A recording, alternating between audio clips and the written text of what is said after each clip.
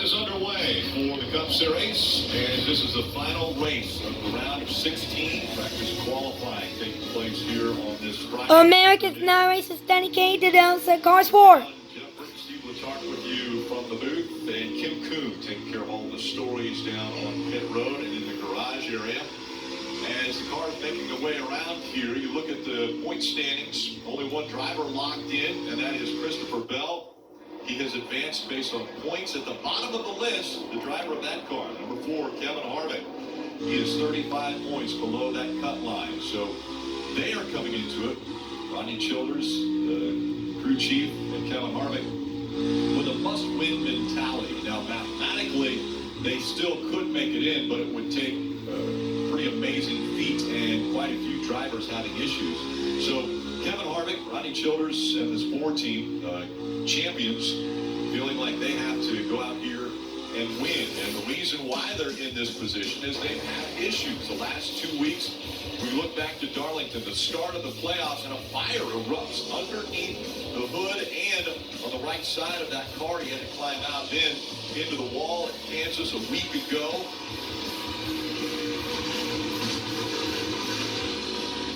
He just wasn't expecting to lose the car.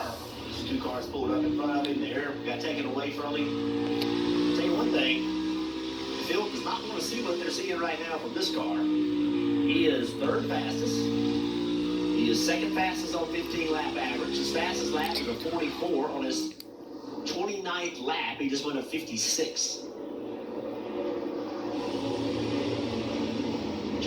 He's P1 on the board. Let's see what they're talking about. That's my teammates have been going really hard to steer. Car's hard to steer.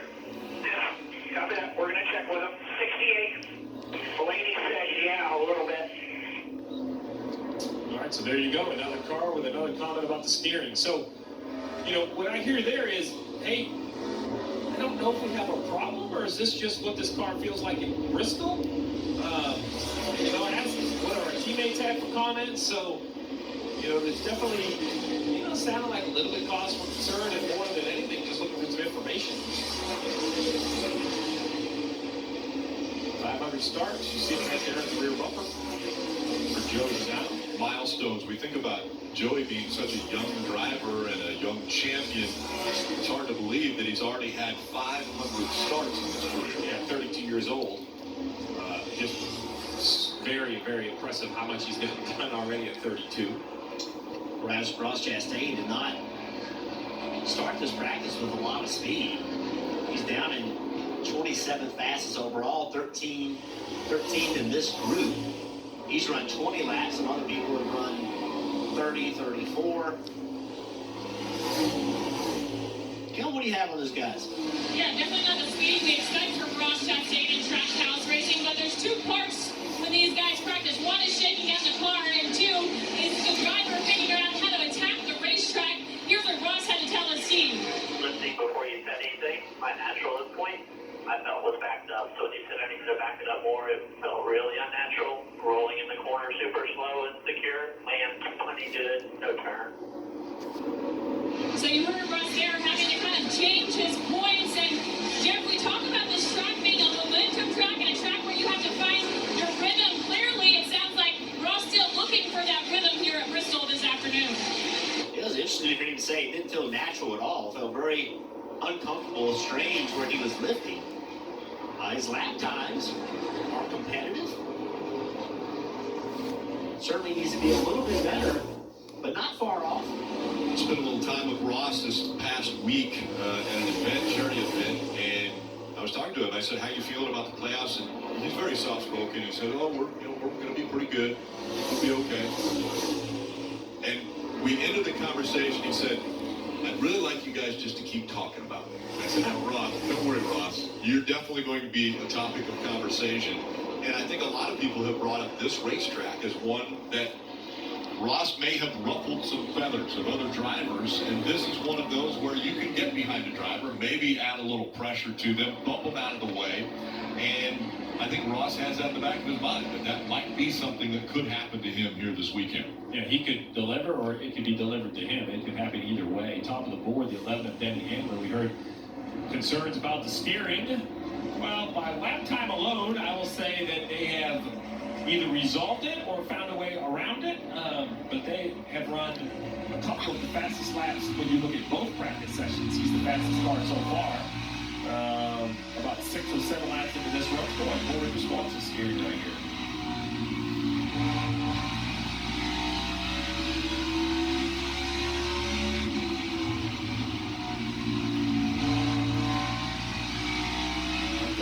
They are back to the throttle with some aggression, aren't they? Yes, they are.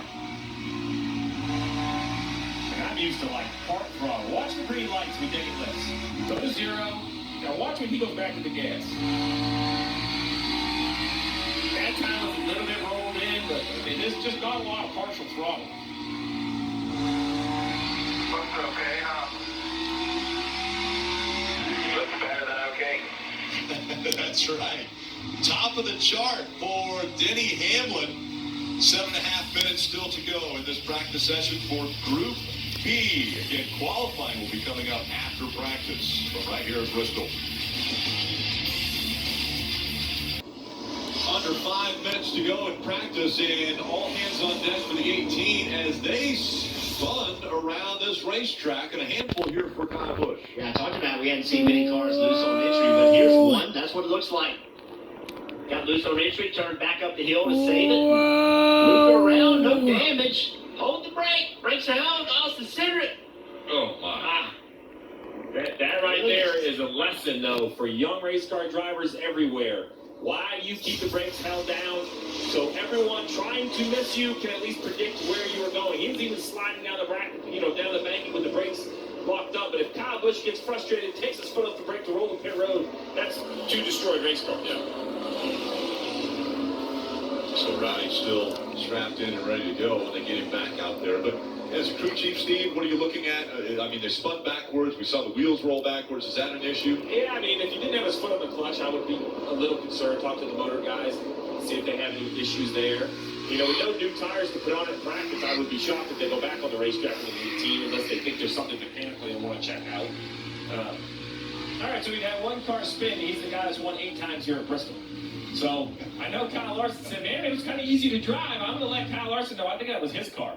I mean, his car was easy to drive because it looks good on the timer, too. His lap 31 was his fastest lap. That's the last lap he turned before spinning. As we see the 31 out on the track now. All right, so here we go. Another guy trying to stop the lane.